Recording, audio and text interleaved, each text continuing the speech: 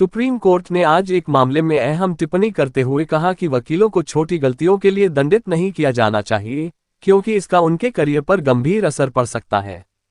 Court ने एक अधिवक्ता के खिलाफ अनुशासनात्मक कार्रवाई करने से इनकार करते हुए कहा कि कानून की महिमा दंड देने में नहीं, बल्कि क्षमा करने में निहित है। मुख्य न्यायाधीश B.R. गवई, न्यायमूर्ति के विनोद चंद्रन और न्यायमूर्ति जयमाल्या बागची की पीठ उस मामले पर सुनवाई कर रही थी जिसमें सुप्रीम कोर्ट की एक अन्य पीठ द्वारा विभाजित निर्णय दिया गया था। पीठ ने कहा कि हम भी इस मत के हैं कि छोटी गलती के लिए वकीलों को दंडित नहीं किया जाना चाहिए, क्योंकि इससे उनके करियर पर गंभीर असर पड़ सकता है। पहले आया था विभाजित फैसला। इस मामले में पहले न्यायमूर्ति बेलाएम त्रिवेदी और न्यायमूर्ति सतीश चंद्र शर्मा की पीठ ने माना था कि संबंधित एडवोकेट ऑन रिकॉर्ड AOR और सहायक वकील ने अपने कर्तव्यों का निर्वहन नहीं किया और संस्थान की गरिमा का सम्मान नहीं किया। लेकिन दोनों जजों की राय सजा को लेकर अलग थी। न्यायमूर्ति त्रिवेदी ने ओर का नाम 1 माह के लिए पंजी से निलंबित करने और सहायक वकील को supreme court advocates on record association SCAOR में 1 लाख रुपए जमा कराने का निर्देश देने का प्रस्ताव रखा।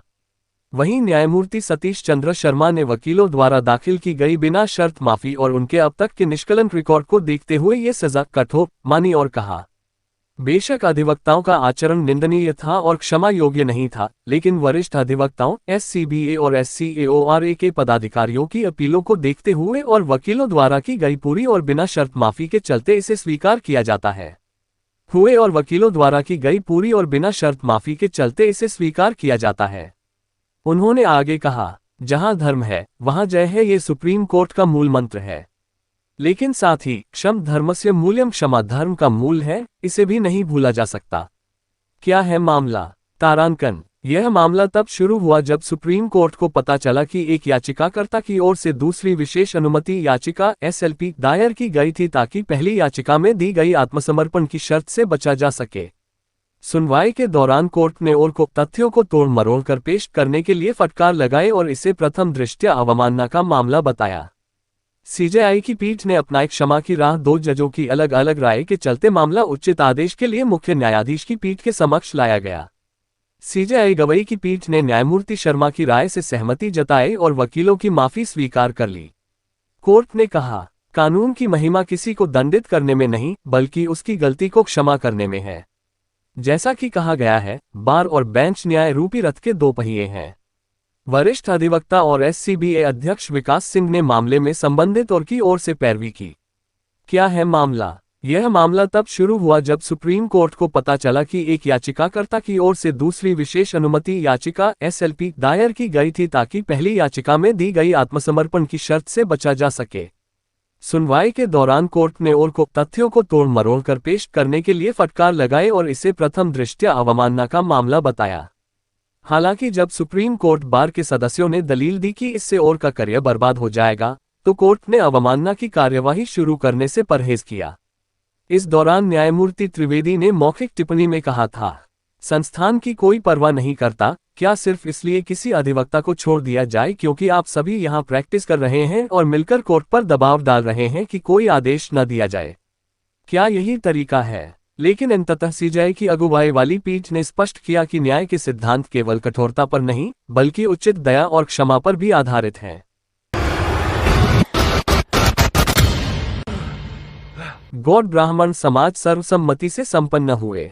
संस्था ब्यावर के व पे छोटी ई की मात्रा आधा द व प्या की मात्रा आधा रश पे छोटी ई की मात्रा का चुनाव आज अजमेर रोड स्थित परशुराम भवन में। चुनाव प्रक्रिया का संचालन चुनाव अधिकारी डॉक्टर M.L. शर्मा के सानिध्य में संपन्न हुआ। सर्वप्रथम परशुराम भगवान की मूर्ति के समक्ष दीप प्रज्वलित किया गया एवं माल्यार्पण किया गया। अध्यक्ष पद के लिए हरीशचंद्र शर्मा के नाम का प्रस्ताव हरिगोपाल शर्मा ने रखा एवं इसका नाम का अनुमोदन दिनेश शमी पार्षद व राजेंद्र शर्मा पंचवटी ने किया। इसके पश्चात नवीन पंचोली के प्रस्ताव पर अध्यक्ष हरीशचंद्र शर्मा को सर्वसम्मति से अपनी कार्यकारिणी के गठन करने का अधिकार दिया गया। उपाध्यक्ष पद पर मनोज शर्मा, महासचिव योगेश पंचोली, संगठन एवं प्रचार मंत्री पद पर राजेश शर्मा, बाबा कोषाध्यक्ष संजय पांडे, सचिव यजेश शर्मा, सलाहकार डॉक्टर M.L. शर्मा, आंतरिक अंकेक्षण मोहित दाना, भंडाराध्यक्ष विशनलाल शर्मा को मनोनीत किया गया। कार्यकारिणी में उमेश शर्मा, हरिगोपाल शर्मा, चंद्रभान शर्मा, राजकुमार आत्रेय, दिनेश शर्मा, पार्षद नरेंद्र भरेंडवाल, मनीष शर्मा नियुक्त किए गए। विशेष आमंत्रित सदस्यों में के.एम. जोशी, अरुण भारद्वाज, संदीप भार्गव, सुनील वशिष्ठ एवं अनिल भात्रा को चुना गया। इस अवसर पर डॉक्टर अनिरुद्ध शर्मा, ओम प्रकाश शर्मा, नाथुलाल जी शर्मा, नवल किशोर जी शर्मा, सुधीर भार्गव, रामकुमार शर्मा, मदन मोहन जोशी, सीपी जोशी, नंद किशोर शर्मा, दिनेश मिश्रा, दीपक कुमार शर्मा, मुदित शर्मा, अविनाश शर्मा, रामेश्वर दयाल शर्मा, सुरेश चंद्र शर्मा, विद्याधर शर्मा और बड़ी संख्या में समाज सदस्य उपस्थित रहे। उपाध्यक्ष मनोज शर्मा ने बताया कि आगामी समय में सघन वृक्षारोपण का कार्यक्रम मई ट्रीगार्ड एवं वृक्षों की देखरेख के साथ चलाया जाएगा। कार्यक्रम के अंत में महासचिव योगेश चंद्र पंचोली ने सभी सदस्यों को धन्यवाद ज्ञापित किया।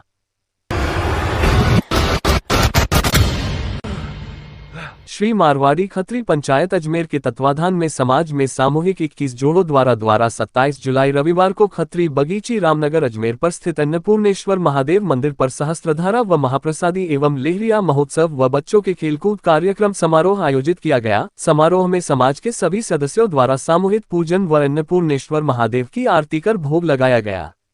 अरोड़ा महिला मंडल द्वारा लेहरिया महोत्सव व सामूहिक गायन गरबा नृत्य का आयोजन रखा गया। सायकालीन भोजन प्रसादी समाज के सदस्यों के सहयोग से आयोजित की गई।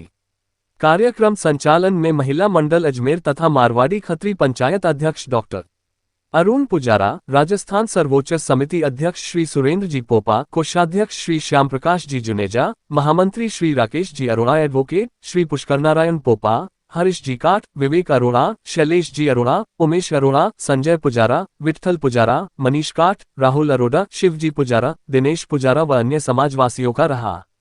महिलाओं में श्रीमती सुनीता गगा, दीप्ति तोलवानी, राशि तोलवानी, ब्रिजिल्ता तोलवानी, वर्षा जुनेजा, किरण सोडा, पार्वती तोलवानी, कविता पोपा, नम्रता ब्रह्मर, रीना पुजारा, प्रार्थना पुजारा, पूजा जुनेजा, संतोष पुजारा व सुश्री सृष्टि सोडा इत्यादि ने उत्साहपूर्वक भाग लिया।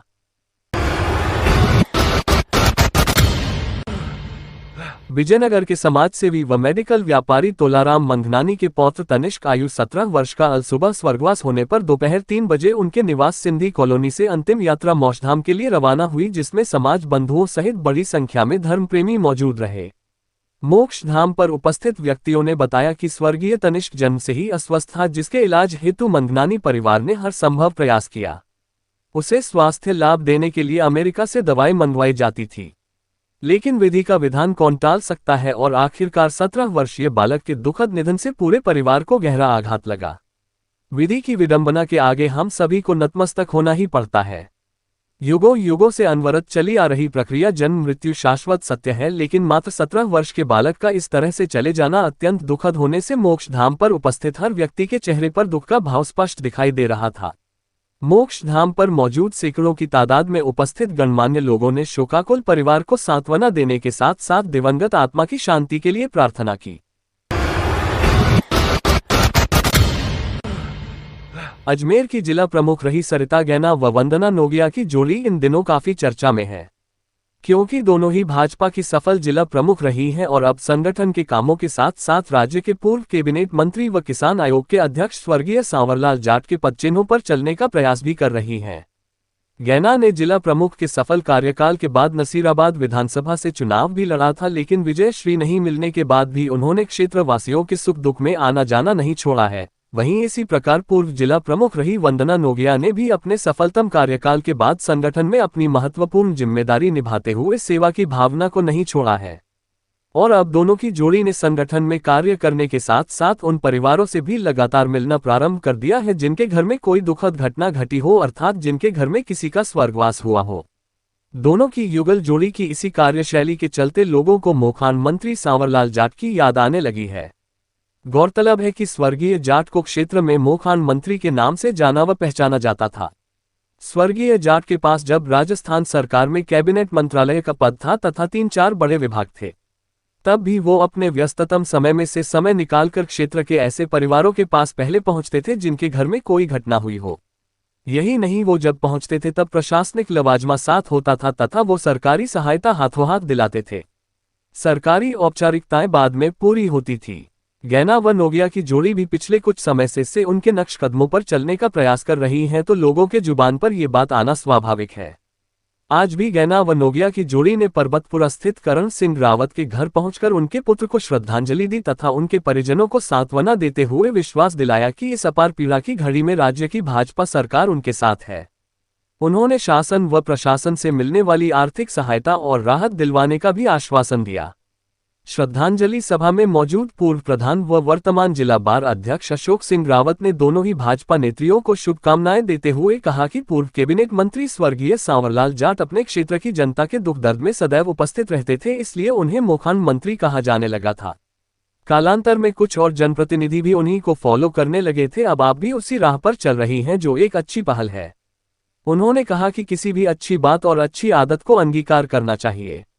वहीं इस मौके पर समाजसेवी एडवोकेट डॉक्टर मनोज आहूजा ने आने वाले समय में तीनों को एक साथ विधायक बनने की शुभकामनाएं देते हुए कहा कि जो जनप्रतिनिधि जनता को नहीं छोड़ता, जनता उन्हें विजयश्री दिलाकर मजबूत बनाती है, ताकि वो और मजबूती के साथ जनता की मदद कर सकें।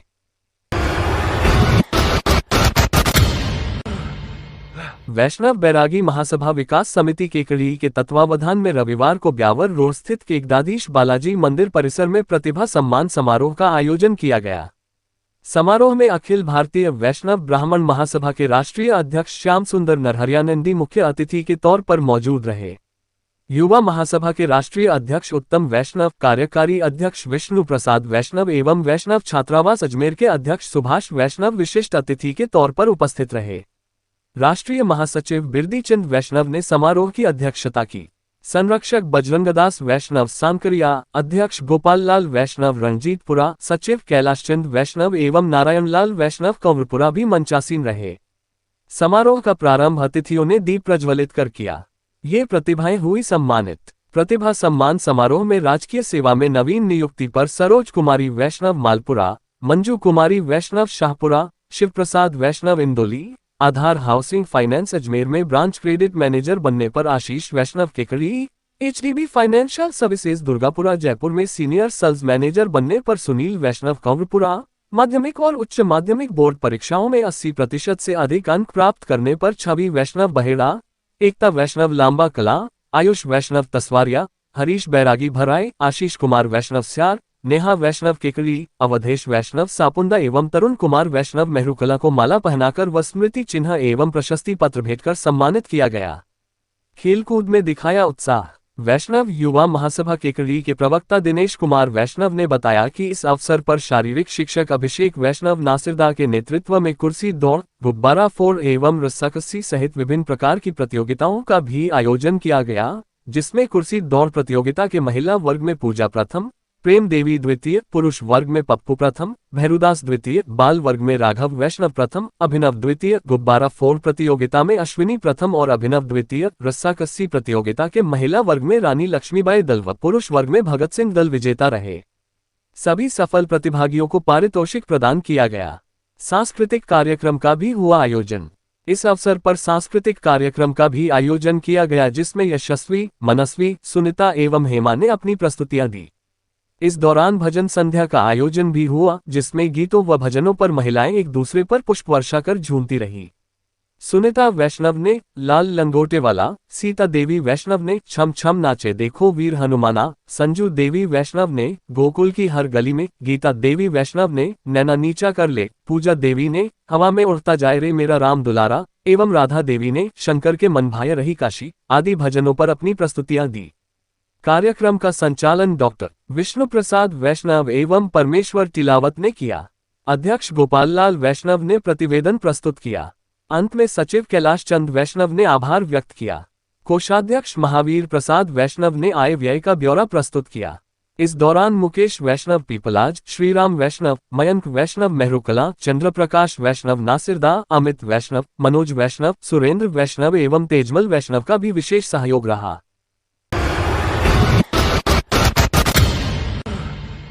कस्बे के समाजसेवी व भगवान सत्यनारायण मंदिर समिति के अध्यक्ष जयमल रेहलानी अपनी टीम के 101 शिव भक्तों की टोली के साथ शनिवार को पुष्कर से कांवड़ लेकर गांव के लिए रवाना हुए। यात्रा के शुभारंभ अवसर पर राजस्थान सरकार के कैबिनेट मंत्री सुरेश सिंह रावत ने पुष्कर में सभी भक्तों का माल्यार्पण कर अभिनंदन किया तथा यात्रा की सफलता के लिए शुभकामनाएं दी। इस कांवड़ यात्रा में पुरुषों के साथ साथ महिलाओं की भी बड़ी संख्या शामिल है, जिनके लिए जयमल रेहलानी द्वारा बेहतर व्यवस्थाएं सुनिश्चित की गई हैं।